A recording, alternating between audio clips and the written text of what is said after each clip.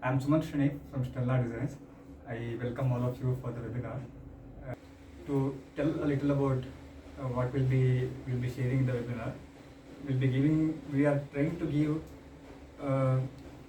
brief exposure to hardware product development, lean product development, and understanding the POC, MVP, MMP aspects of hardware product development, and trying to conclude it or summarize for innovators or new product developers on how they can, on the few of the approaches or few of the productive inputs which they can use in building their product. And last 5 to 10 minutes or 15 minutes we'll be engaging with the Q&A. To start with who we are Stelna Designs. We started off in 2020 with providing 3D printing services out of Bangalore. Then in a while we pivoted to product designing and end-to-end manufacturing, where we engage mainly with individual innovators or startups or MSMEs who are in the process of building hardware products in medical field or consumer electronics, agri-tech, and different UAV, etc. And we have engaged with more than 30-40 startups in these fields in either prototyping the product or conceptualizing the product, or in the end-to-end product design, where we have done the concept designs, prototypes, and even manage the end-to-end manufacturing. Right now we provide product designing, prototyping, and low quantity manufacturing and production aspects in hardware product development. Why are we conducting this webinar? We have been engaging with many startups and individual innovators like doctors or farmers or few MSME owners, with whom we found many of the difficulties they have gone through, or we have found few insights which we felt we can share with the audience, or which we can share with the like-minded people.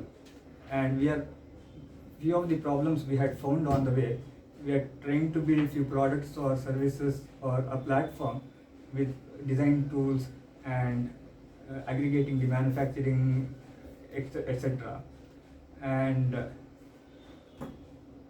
we have found giving exposure or building a knowledge bank is also a necessity, along with providing tools and services. And this is one of such attempts we are trying to do with the webinar. And we are starting a webinar series where we are planning to conduct minimum 1 or 2 webinars every month on different aspects of hardware product development related to compliances, certifications, or manufacturing related things, lean product development, etc. To start with we'll start with the webinar right away. We find the hardware, we always hear hardware is hard, building a hardware product is hard, and a survey says around 97% of the hardware startups fail to deliver product on time, and 70% of them fail to deliver product at all. We might have seen so many examples around us also. I will be giving few of the examples from Kickstarter campaigns. But before that, let's see why hardware startups fail.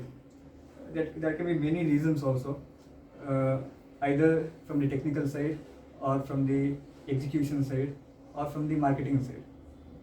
From the technical side, lack of technology, lack of skill sets, and from the team side, lack of skill sets, and from marketing side or sales side, lack of market potential or lack of timing, etc.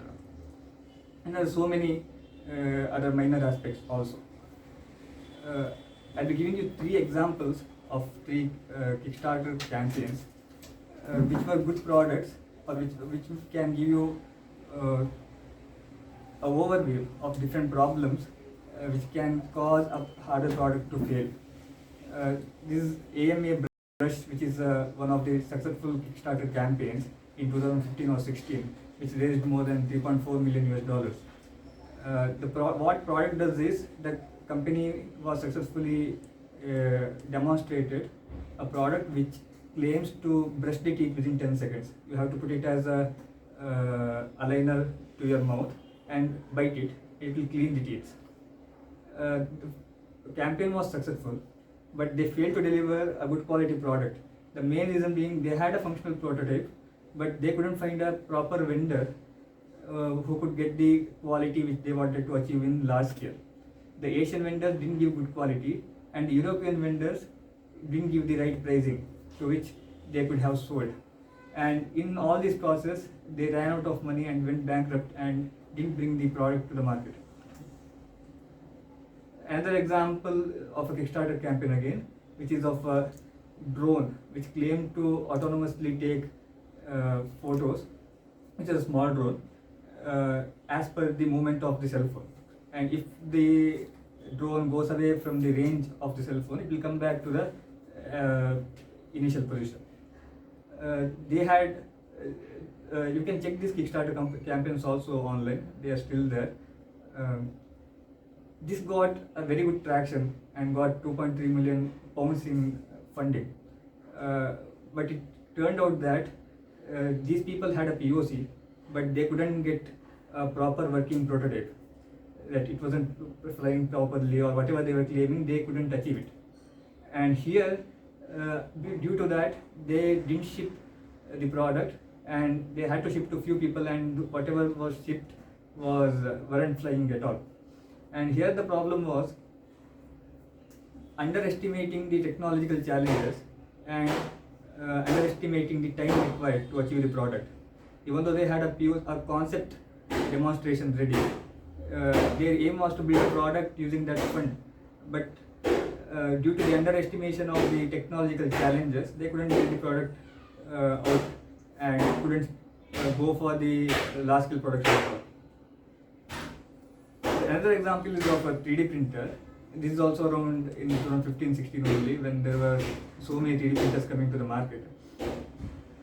This Tico was a unibody 3D printer, unlike other 3D printers which had rods which was moving cartridges and separate enclosures, etc. This was a unibody. They were claiming it to be a unibody 3D printer, and this also raised around 2.9 million USD in Kickstarter.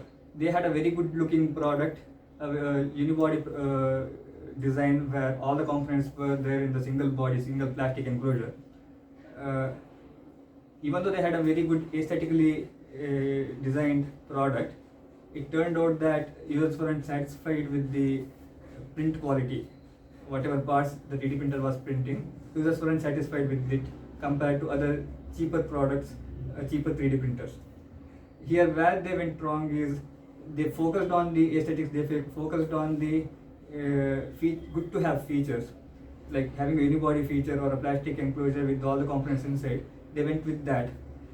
To achieve that design, they had to customize all the components, like the hot end which was melting the filament, etc., and so many other components. And that turned out to be not so efficient compared to the standard components which were available, using which other 3D printers were giving good quality prints. Here, focusing on good to have features and sidelining the core feature costed them a lot, and this product didn't do well. So here we see that not focusing on the core functionalities, not focusing on the getting a functional prototype right, or lacking the technical skill sets, or underestimating the technological challenges, not having proper interaction with the customers and deciding on what are the features which should be put in the initial product, etc., has caused these products which had good potential or promised good potential to fail or not come into the market at all. So when it comes to product development life cycle, or building a hardware product is not as easy compared to a software product. I'm not making a comparison here. The product or the easiness or the difficulty of the product depends on the domain and application we're building and technology involved. But if you take not technologically heavy product, like if you're not building a spaceship or a rocket or a technologically intense medical product like a robotic surgery, etc. Say if you're building an IoT device to monitor a machine, or you're building a consumer electronics product, or a wearable, or a EV kick scooter or something else. Any product, it has a product development life cycle. And if we see hardware products, if we take example of automobile companies like cars, what they do, the big companies, they plan a product or plan a car version or a car model and spend time on it for 5, 6, 7, 8 years, which involves fully focused ideation, where our whole team is a team of designers, engineers, and consultants involved. A design process goes on. They make the design prototypes, make lay prototypes, then this engineering validation and testing, design validation and testing, product validation and testing happens, which takes 2, 3 years. 6, 7, 8 or 12 months of testing only happens. Then they go for mass production and start shipping it. The huge automobile companies or huge companies who have funds, they can afford this. But if I want to build a product, if I want to build a EV car or a EV scooter also, this can be a product development life cycle, but the approach has to be different because of lack of funds, lack of technical skill sets, etc. So here comes the lean product development life cycle, lean product development, which is widely popular right now.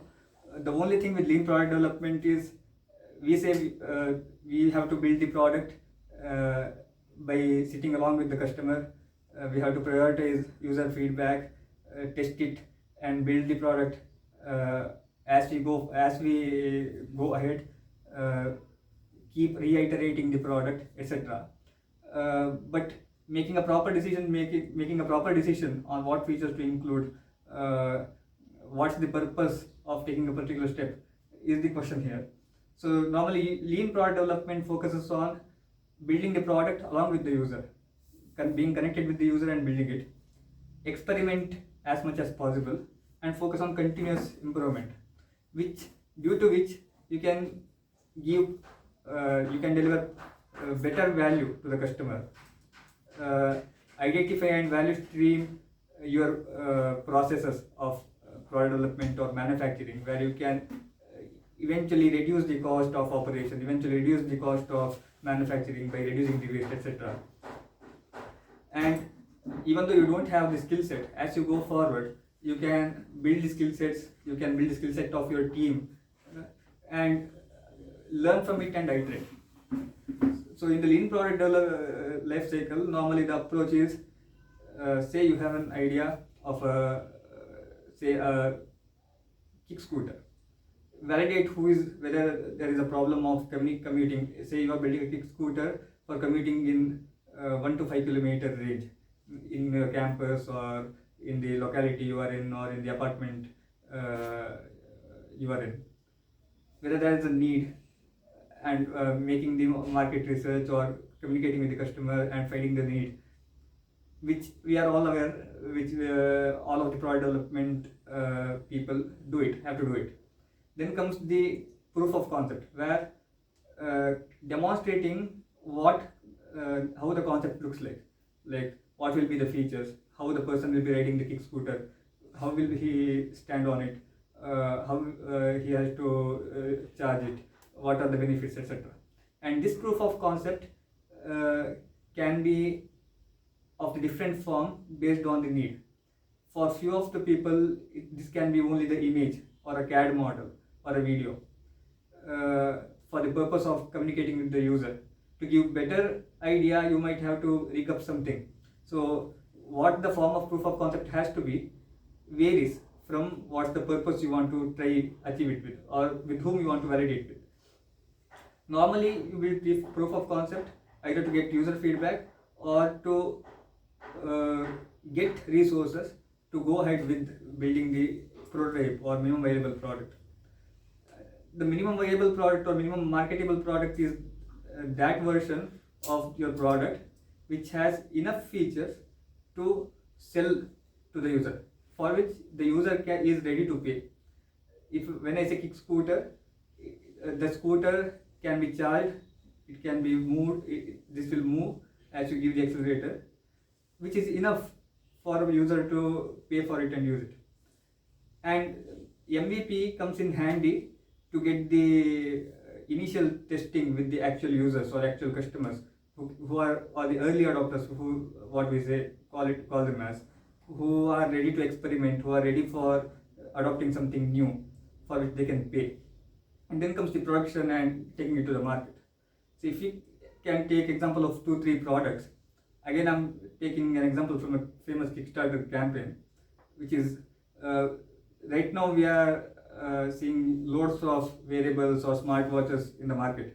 In around 2015 or 16, there was first smartwatch which demonstrated a display and so many utilities along with it. And the first POC of their the proof of concept was the engineers had tied a ebook reader like the Amazon Kindle reader to a watch belt, and tied it to the hand to demonstrate the concept, like what and all they can use in it. Like people can see the time, get the messages, and get so many other utilitarian apps, etc. Get the task to-do list, calendar, etc., etc. And using which they, I think they got into Y Combinator or something and built the functional prototype, using which they went to Kickstarter and raised a good amount of money, and eventually they successfully sold it to Fitbit. This is one of the good examples of how you can build up, how they had conceptualized the proof of concept to get the resources to build the prototype and take it to the customer. Here they raised the fund for the production by getting customers pay for it. They didn't raise the fund from others. They probably have raised, but majority of the fund they got from the customers itself, where the prototype they built, or rather I can say the minimum viable product they built, which they demonstrated in the Kickstarter campaign, helped them to reach customer directly, and customer paid for in advance to get the product after 6 months or 8 months or something. Where here the risk of losing the money or risk of investing a lot on technology were heavily reduced for the company. Another famous product we right now, I think if you are a biker enthusiast or a trekker or somebody who is interested in adventure sports, might be using the GoPro. And this GoPro was conceptualized when the founder, who is a surfer, felt he need to capture the videos of his surfing, and the static camera wasn't enough. So he tied a handycam to his arm and shot few things and shared it with his surfer friends who liked it and wanted to do the same thing, which made him procure some cameras from China or somewhere and try to rig it up for the needs of the surfer by making it waterproof, etc., etc., and started selling it. And eventually he built it into a product which is generating more than 1 million USD per year. Here also again, he got the user feedback. He started selling whatever he could at that time, because there were no such products in the market, and he had understood the market well and gathered the technology as based on the user feedback, based on the user requirement, gathered the technology, equipped himself to build it, and started selling it. Another example I am trying to give here is of Indian company only, which is Ather scooter. I think you all are aware of. One of the e-scooters having very good features compared to many other contemporaries is what I've heard about it. And this scooter, the interesting fact about this scooter is this was built by two engineering grads right after the college from IIT Madras. They figured out the technology, figured out the design, figured out the building the company, figured out CS, etc. Right from scratch.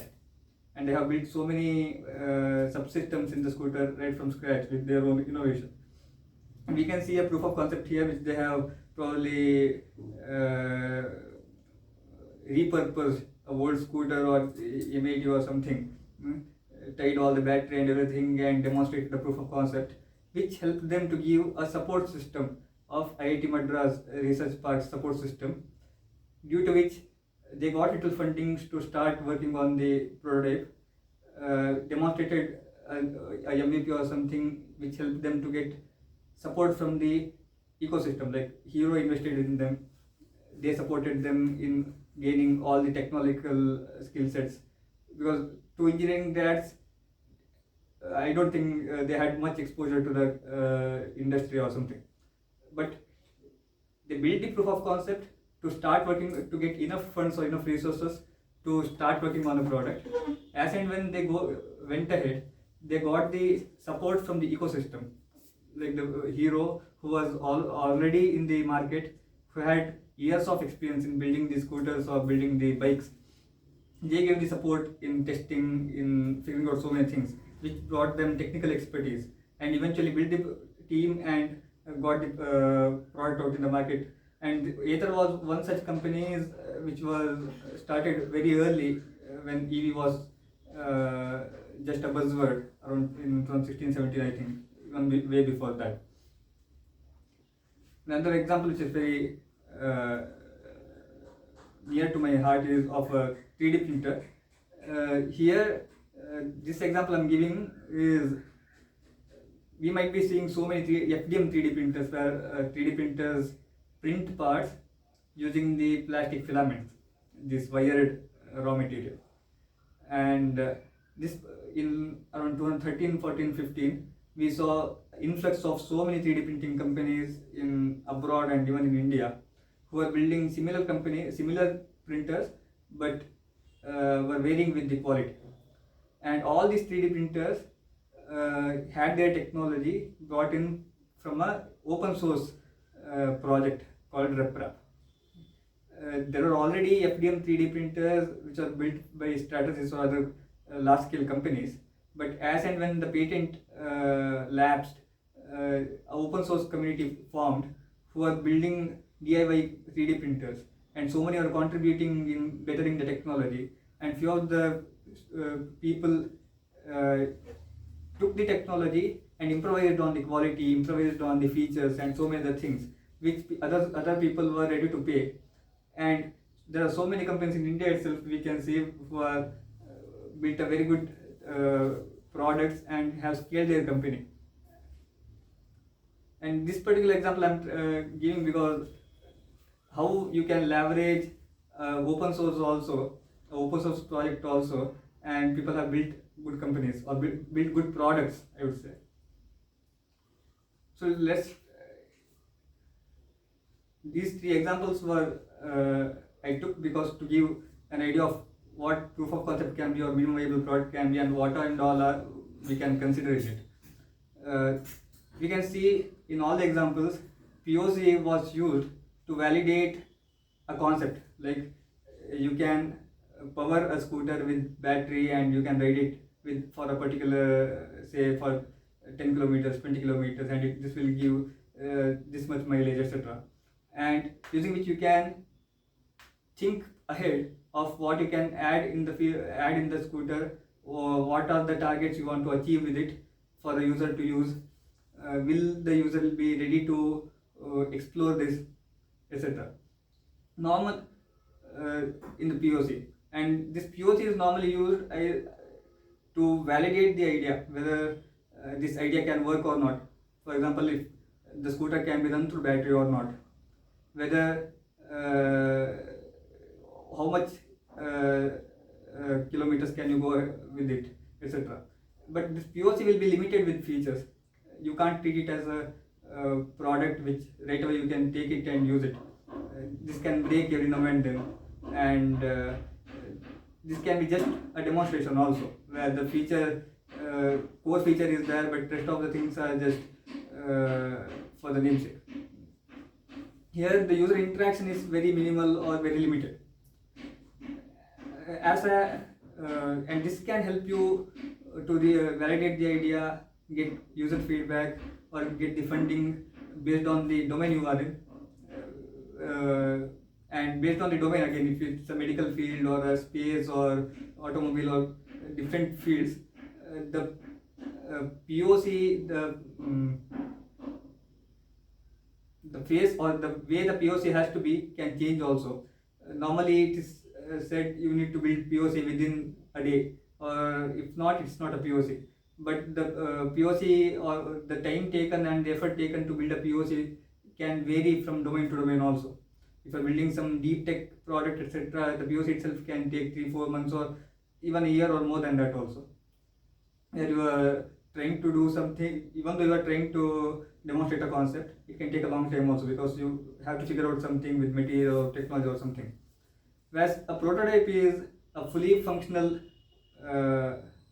product or fully functional version of the idea, which has all the features, or which has all the features which you have conceptualized based on the needs, etc., which requires very intense design and development phase, which requires a lot of funding also, and there's high user interaction, etc. For example, an automobile or a car, where they go through all these rigorous processes, build a car, and then probably figure out how many models they can send out based on the market potential, based on the geography they are selling, etc., etc. Whereas MVP is something where this is like a prototype itself, which is the user can interact with it, but the only thing is you are trying to put in only the enough features in it, so that that will satisfy the purpose of that product. For example, if you are building a e-bike that can be charged, you can accelerate it and you can move, and probably swap the battery if you are doing it.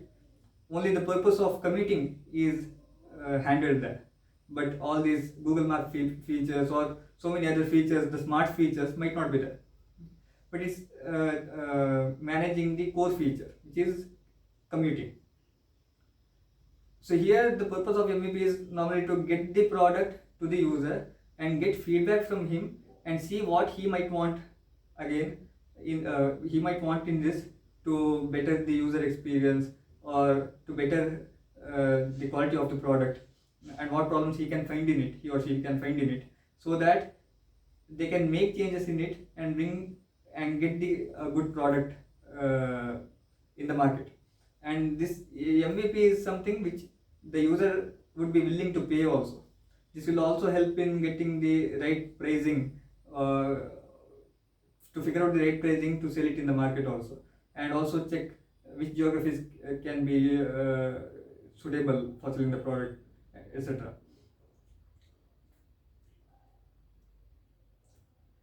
And this process normally helps us to, as I said, reach to customer, get feedback, generate interest, etc.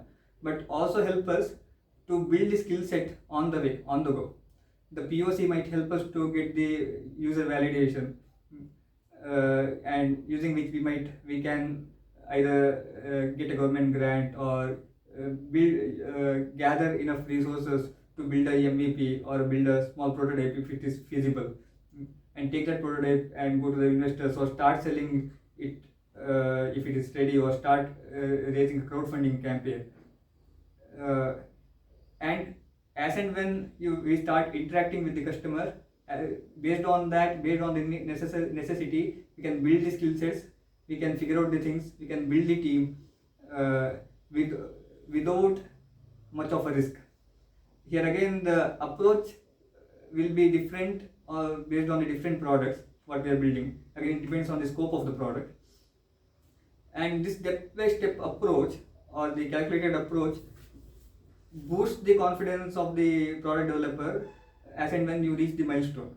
When a proof of concept works, that gives you little confidence to go ahead, and you get good feedback or enough feedback will give you the confidence to go ahead with the MVP or prototype, or gather the resources to build something.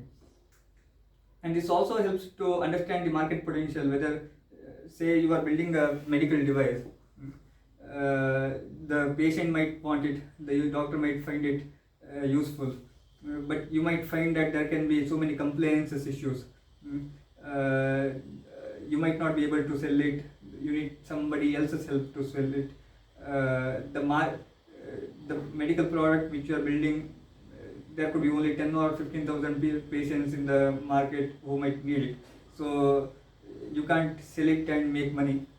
So you need not sell it and make money. Probably you need to use different approach to get you to the customers, etc. So building a POC or building a MVP also helps you to understand a little bit on the potential of the market, potential of the product, whether you can sell and scale it, or whether you have to pivot it, like rethink on what you are building, whether is this a consumer oriented product or a business oriented product, or you need to just build it and leave it and not think on selling it and make money, or discontinue it also instead of wasting time on it.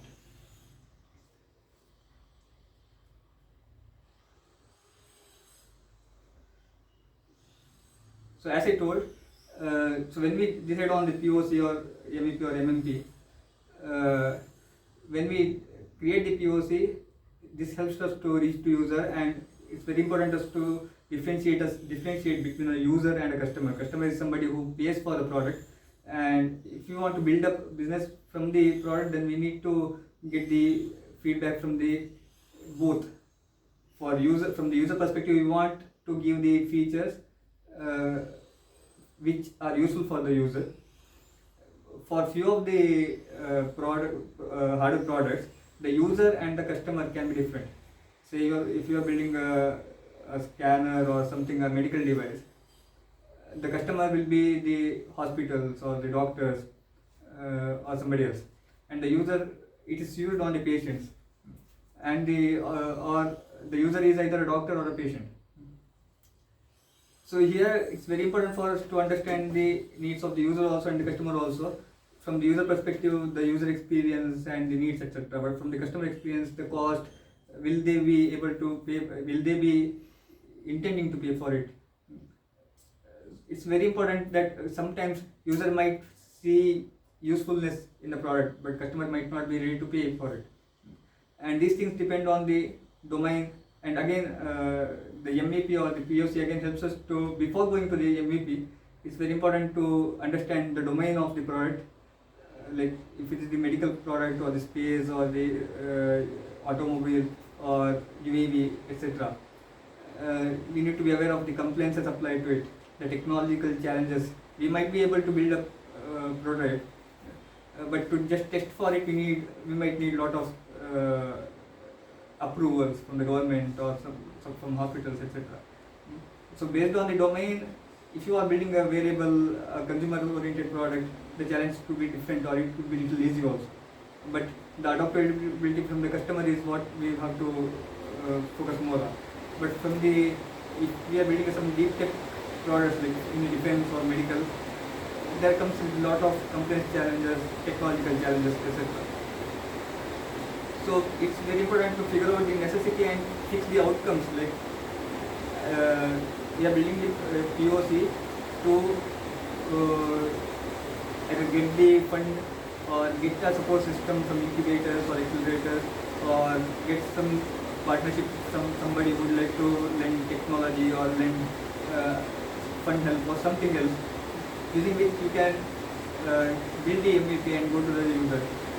Building the MVP is today to go for the crowdfunding to reach the customer directly and take money from them and then build the end product and give to them, or raise the money and give to them, etc. So it's better to figure out the necessity of the necessity at that particular point of time, or what you want to achieve at that particular point of time. What are the useful outcomes to get the product to the market, and based on which it's better to decide on what in what form you can build the POC or MVP, MMP, etc. And to build the product, we did not build everything from scratch. We did not build PCB from scratch. We did not build so many components from scratch. We can leverage off-the-shelf tools. We can leverage open source, as I said about the 3D printers. If you look at so many 3D printers around, you will see Arduino in that, you will see Raspberry Pi in that, even the Raspberry Pi display, etc. So many off-the-shelf motors only. But only the quality of the product, the quality of the software, slicing software, is what they have focused on and achieved good results, because of which we buy them. And wide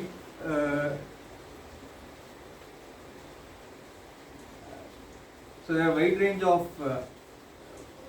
tools and features available in the market or available in our hands to build it. I think we can leverage the development boards, we can leverage the open source software to make the CAD models.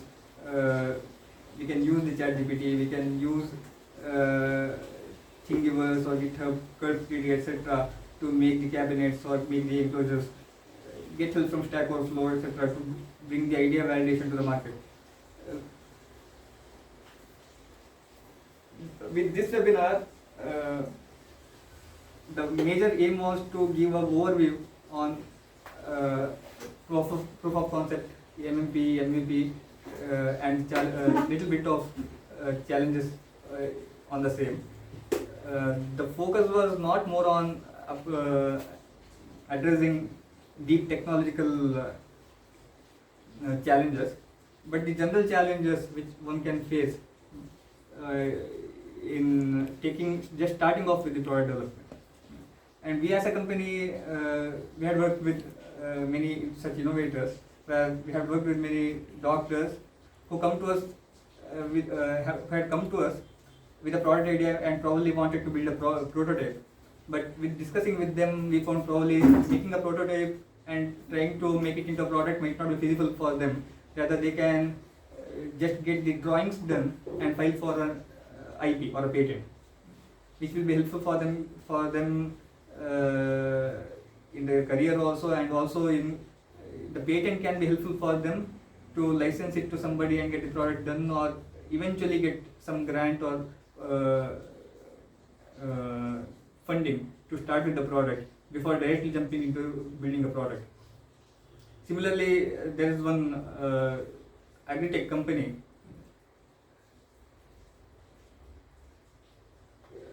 if I can say, this is a moisture sensing for cashew nuts, paddy, etc. And what these people have done it, they interacted with some cashew industry people. This is a company from Mangalore, now operating from Bangalore, IX Electronics. They interacted with some cashew industry people.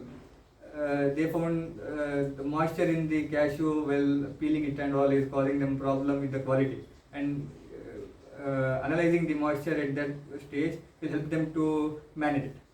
And these people took money from those cashew industry, made a prototype, and took some cashew industry guy was interested in it and placed an order for 100 or 200 devices, even though the product wasn't ready. And these people were 3D printing these enclosures and all. The product was costly, but the user was ready to test it. And eventually they built a good product. Now they figured out with one particular industry they might not be able to scale it or something.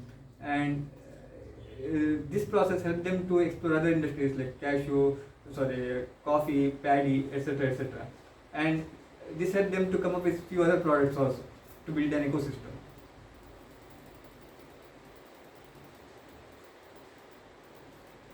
So while working with these companies, we found at the concept stage or the design stage, there are so many problems which one faces. And products like Arduino, Raspberry Pi, or platforms like Thingiverse, Curve 3D, etc. help the people in the places where they lack skills or rig something quickly. So as a company, we are also building something in the similar range where we can help product developers in the areas where not they are skilled in.